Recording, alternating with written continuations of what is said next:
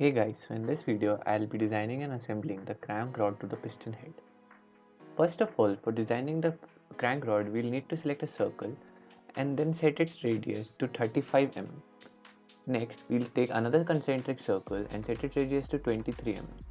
Moving on, we'll draw a reference line so that we don't mismatch our symmetry, and then we'll draw another circle with a radius of 55 mm, and inside that we'll draw another circle with a radius of 35 mm.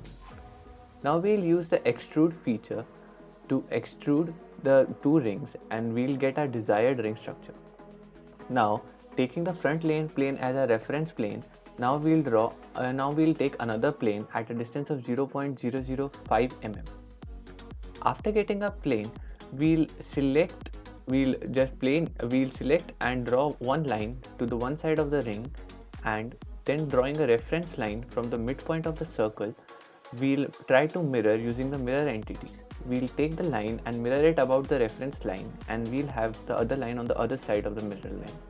Now, setting the dimensions, we'll set the dimensions between the two lines.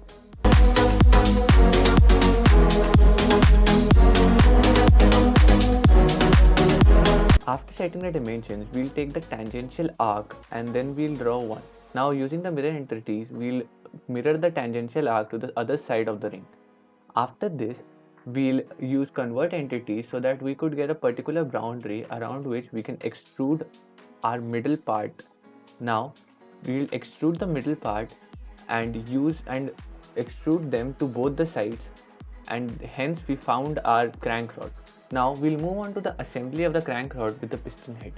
For assembling the crank rod, we'll select the crank rod and the piston head. Now, after selecting the crank rod, we'll select the inside of the piston head to the hole inside the crank rod. We'll use the mate feature to select both of these. After selecting these, the crank rod comes parallel to the hole inside the piston.